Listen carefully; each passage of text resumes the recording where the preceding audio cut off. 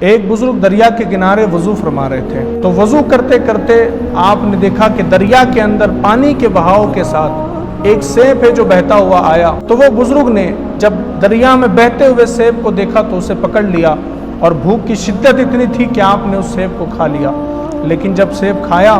تو پھر اندر سے احساس ہوا کہ یار یہ تو میرا سیب نہیں تھا، اس کو تو میں نے خریدا نہیں تھا، اس کو تو اپنی محنت سے میں نے کمایا نہیں تھا، میں نے اس سیب کو کھا لیا۔ تو آخر کار آپ کے ذہن میں ایک بات آئی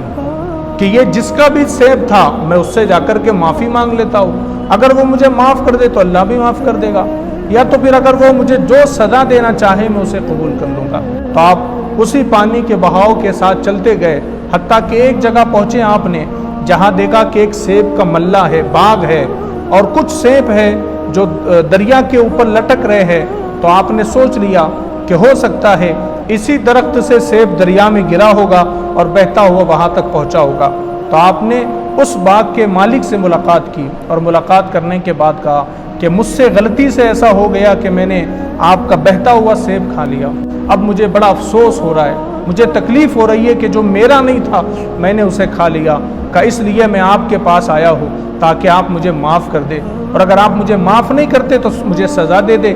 اس لیے کہ میں بہتر سمجھتا ہوں اگر دنیا میں آپ مجھے سزا دے دیں گے تو آخرت میں اللہ کی سزا سے بچ جاؤں گا، اللہ کی پکڑ سے بچ جاؤں گا۔ تو جو سیب کا مالک تھا وہ سمجھ گیا کہ یہ کوئی عام بندہ نہیں ہے، کہ اس کو نہ سیب توڑتے ہوئے کسی نے دیکھا، نہ اس کو سیب کھاتے ہوئے کسی نے دیکھا، لیکن پھر بھی اس کے دل میں اللہ کا اتنا ڈر ہے کہ وہ مجھے تلاش کرتا یہاں تک آ گیا۔ تو سیب کے مالک نے کہا تمہیں 12 سال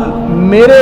سیب کے ملے کے اندر، باغ کے اندر خدمت کرنی ہوگی۔ اب یہ بزرگ تھے، انہوں نے کہا ٹھیک ہے، اگر ایک سیب کے بدلے مجھے 12 سال گزارنے پڑے اگر خدمت میں تو مجھے منظور ہے، اس لیے کہ میں کم از کم قیامت کے دن اللہ کی بارگاہ میں شرمندہ تو نہیں ہوگا۔ 12 سال تک آپ اس باغ کی اور اس ملے کی خدمت کرتے رہے۔ جب 12 سال گزر گئے تو ایک مرتبہ سیب کے مالک نے آپ کو آواز دی اور بلا کر کے کہا کہ ذرا ہمارے یہاں کچھ مہمان آئے ہیں، تو ایسا کرو ذرا ملے میں سے جا کر کے کچھ سیب توڑ کر کے لاؤ تاکہ مہمانوں کو پیش کیے جا سکے۔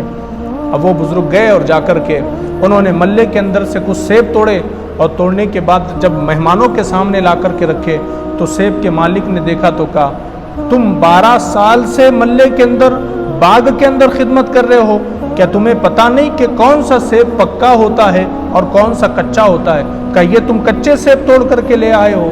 تو وہ بزرگ نے کہا خدا کی قسم 12 سال میں نے آپ کے ملے میں خدمت کی ہے، لیکن میں نے کبھی سیب کی طرف نگاہ اٹھا کر کے بھی نہیں دیکھا۔ تو وہ سیب کے مالک نے کہا اب میں تمہاری سزا کو ختم کر دوں گا، بس میری ایک شرط ہے جو تمہیں ماننی ہوگی۔ اس سیب کے مالک نے کہا میری شرط یہ ہے کہ تمہیں میری بیٹی سے نکاح کرنا ہوگا، لیکن یاد رکھنا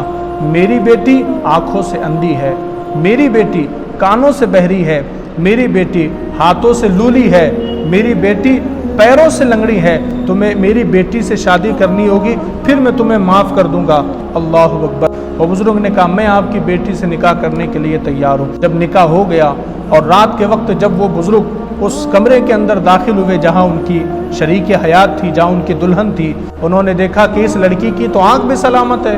اس کے تو ہاتھ بھی سلامت ہے، اس کی تو زبان بھی سلامت ہے، اس کے تو پیر بھی سلامت ہے۔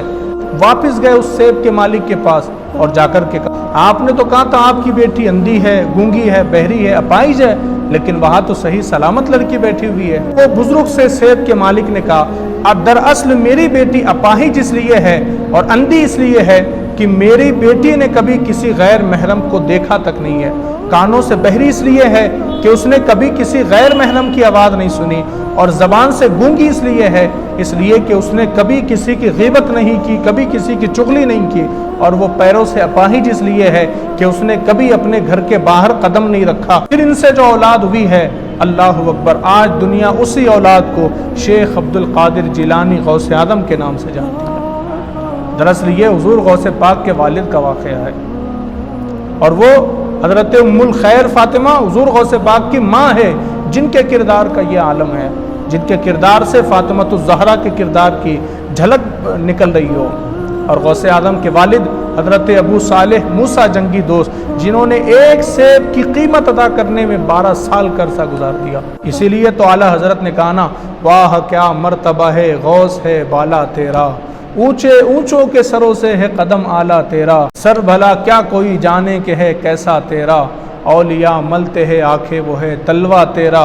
اور تجھ سے در سے سگ سے ہے مجھ کو نسبت، میری گردن میں بھی ہے دور کا ڈورا تیرا، اور اس نشانی کے جو سگ ہے نہیں مارے جاتے، حشر تک میرے گلے میں رہے پٹا تیرا، اور کیا دبے جس پہ حمایت کا ہو پنجا تیرا، شیر کو خطرے میں لاتا نہیں کتا تیرا۔